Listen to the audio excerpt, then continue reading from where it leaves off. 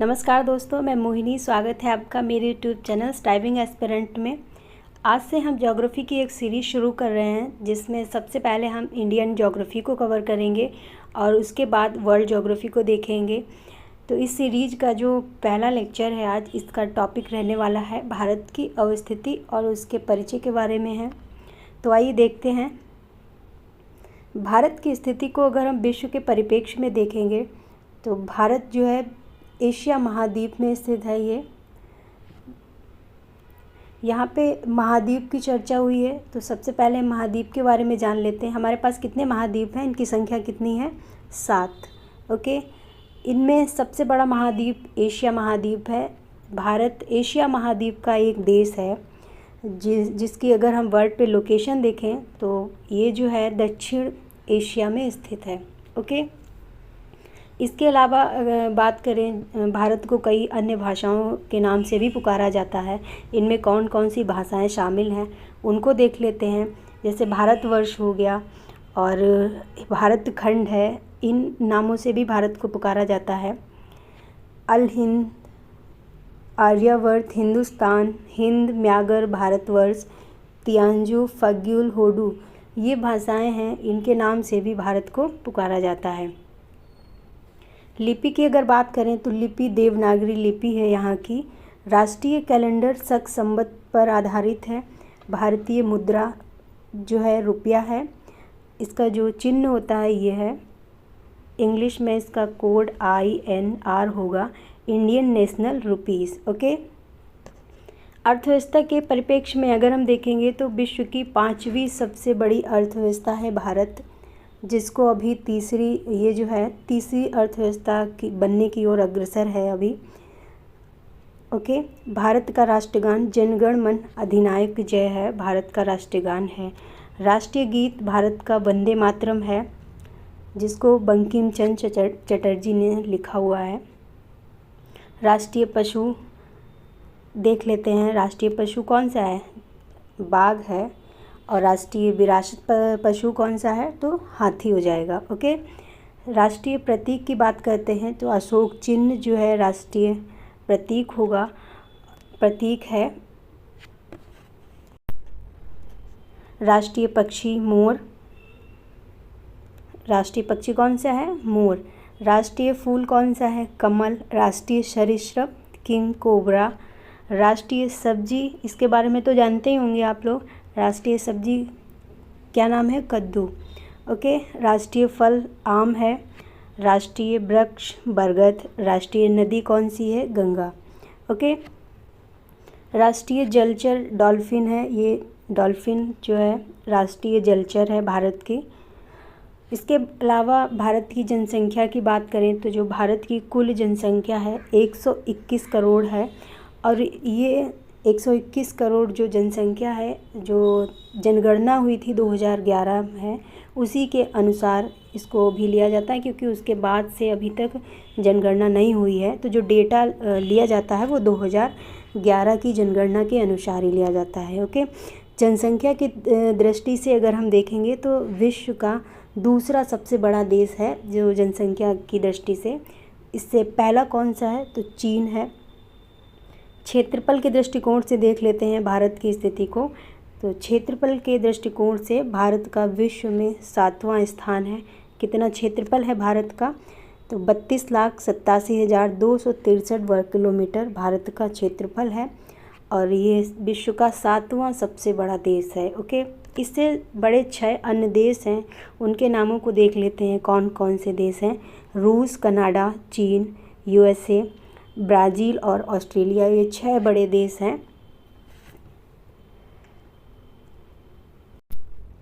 Okay, इसके अलावा हम देखेंगे जो भारत की भौगोलिक सीमा है उसके बारे में देखेंगे। तो भारत की भौगोलिक सीमा को समझते हैं।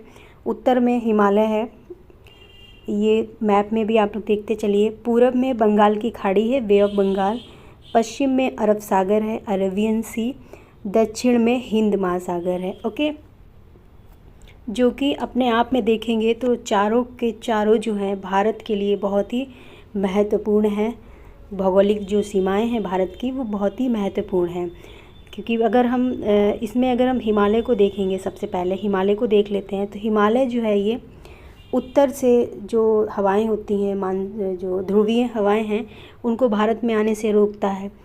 इसके अलावा हम देखेंगे तो जो मानसूनी हवाएं होती हैं, जिनके कारण वर्षा होती है भारत में, तो वो उनको भारत से बाहर जो उत्तर की दिशा में जो है जाने से ये रोकता। तो हिमालय क्या करता है, हिमालय जो है ये बैरियर का काम करता है, जो कि भारत के लिए बहुत ही इम्पॉर्टेंस है। इसके अलावा अगर हम इसकी जो तटीय जो क्षेत्र है इसको देखते हैं, तो तीनों तरफ से जो इसकी जो लोकेशन है आप देख ही रहे हैं, तीनों तरफ से ये समुद्र से घिरा हुआ है। ये क्षेत्र भारत के लिए एक बहुत ही महत्वपूर्ण है, भू राजनीतिक दृष्टिकोण से भी है और आर्थिक और व्यापारिक दृष्टिकोण से भी ये क्षेत्र बहुत ही इम्पोर्टेंट्स है। ओके, जिसमें बंदरगाह भी शामिल हैं। उनके विकास के लिए जो व्यापार होता है उसके लिए भी ये क्षेत्र काफ़ी महत्वपूर्ण है। सीमा रेखा की अगर हम बात करें तो भारत की जो स्थलीय सीमा है ये 15,200 किलोमीटर है। स्थलीय सीमा ये रही है भारत की स्थलीय सीमा। ओके, ये कितनी है इसकी लंबाई, तो 15,200 किलोमीटर है। भारत की तटरेखा ये जो जलीय क्षेत्र है, भारत जो 3 तरफ से समुद्र से घिरा हुआ है, इसी को हम तटरेखा बोलेंगे। इसकी लंबाई कितनी है, 7,515.5 किलोमीटर भारत की तटरेखा की लंबाई है। इससे सटे हुए देश हैं उनको अगर देखेंगे तो भारत की जो सीमाओं से जो सटे हुए देश कितने हैं, 9 देश ऐसे हैं जो भारत की सीमा से सटे हुए देश हैं, जिसमें 7 भूमि सीमा साझा करते हैं और 2 देश ऐसे हैं जो समुद्री सीमा साझा करते हैं। ओके, कौन कौन से हैं देख लेते हैं, क्या नाम है उनका। 9 टोटल कितने देश हैं, 9 देश हैं। ओके, जिसमें 7 ज़मीनी सीमा साझा करते हैं और 2 देश जो है वो समुद्री सीमा साझा करते हैं। 7 कौन कौन से हैं, अफ़गानिस्तान है, बांग्लादेश, भूटान, चीन, म्यांमार, नेपाल और पाकिस्तान। ये 7 देश ऐसे हैं जो इसकी जो ज़मीनी सीमा इनको जो है साझा करते हैं भारत से। और 2 देश और कौन से, एक तो श्रीलंका हो गया और दूसरा है मालदीव। यहाँ पे है ये, इसकी लोकेशन ये यहाँ पे आ जाएगा। ओके, भारत, मालदीव और श्रीलंका। भारत का सबसे दक्षिणी बिंदु देखेंगे तो ये इंदिरा पॉइंट है। कहाँ पे स्थित है, निकोबार द्वीप समूह में स्थित है। मैप में देख लेते हैं, ये रहा निकोबार द्वीप समूह, अंडमान निकोबार, तो ये अंडमान है और ये है निकोबार। ओके, तो दक्षिणी बिंदु कहाँ पे है, निकोबार द्वीप में सब स्थित है। इसके अलावा उत्तरी बिंदु की अगर बात करें तो उत्तरी बिंदु जो है इंदिरा कॉल है, जो कि जम्मू कश्मीर में स्थित है। ओके, भारत का सबसे दक्षिणी उत्तरी बिंदु कौन सा है, इंदिरा कॉल, जम्मू कश्मीर राज्य में स्थित है। पश्चिमी बिंदु सर क्रीक है, गुजरात में। पूर्वी बिंदु कौन सा है, बालांगू है, अरुणाचल प्रदेश में स्थित है। ओके, भारत के उत्तर से दक्षिण विस्तार की बात करते हैं तो ये 3,214 किलोमीटर है और पूरब से पश्चिम का विस्तार देखेंगे तो 2,933 किलोमीटर है।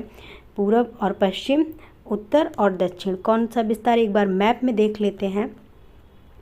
तो उत्तर से दक्षिण का जो विस्तार है ये जम्मू कश्मीर से कन्याकुमारी तक हो जाएगा और ये गुजरात से लेकर के अरुणाचल प्रदेश तक का पूरा। Okay, 2,933 kilometre. भारत में अगर राज्यों की संख्या को देखेंगे तो इसमें 28 राज्य हैं और 8 केंद्र शासित प्रदेश हैं। कौन कौन से राज्य हैं, अरुणाचल प्रदेश की राजधानी दे रखी है ये अमरावती, अरुणाचल प्रदेश ईटानगर, आंध्र प्रदेश अमरावती, अरुणाचल प्रदेश ईटानगर, असम दिसपुर, बिहार पटना, छत्तीसगढ़ रायपुर, गोवा की राजधानी है पणजी, गुजरात गांधीनगर, हरियाणा चंडीगढ़, हिमाचल प्रदेश की शिमला है, झारखंड रांची, कर्नाटक बेंगलुरु, केरल तिरुवनंतपुरम, मध्य प्रदेश की राजधानी है भोपाल, महाराष्ट्र की राजधानी है मुंबई, मणिपुर इम्फाल, मेघालय शिलांग, मिज़ोरम की जो कैपिटल है एजोल हो जाएगी, नागालैंड की कोहिमा है, उड़ीसा भुवनेश्वर, पंजाब चंडीगढ़, राजस्थान जयपुर, सिक्किम की राजधानी है गंगटोक, तमिलनाडु चेन्नई, तेलंगाना की राजधानी कौन सी है अगरतला, और त्रिपुरा हैदराबाद होगी, त्रिपुरा अगरतला, उत्तर प्रदेश लखनऊ, उत्तराखंड देहरादून, और पश्चिम बंगाल कोलकाता। ओके, केंद्र शासित प्रदेशों की संख्या कितनी है? तो ये है 8, जिसमें दिल्ली नई दिल्ली है, चंडीगढ़ ही है, जम्मू कश्मीर श्रीनगर है इसकी राजधानी, लद्दाख लेह, लक्षद्वीप की कवरत्ती, पुदुचेरी है, अंडमान निकोबार द्वीप समूह की जो कैपिटल है वो पोर्ट ब्लेयर है। ठीक है, पोर्ट ब्लेयर है। और दादरा और नगर हवेली दमन द्वीप, इनका जो है विलय हो चुका है ये आपस में, इनकी जो कैपिटल है वो दमन है। ओके दोस्तों, मिलते हैं नेक्स्ट वीडियो में। Thank you.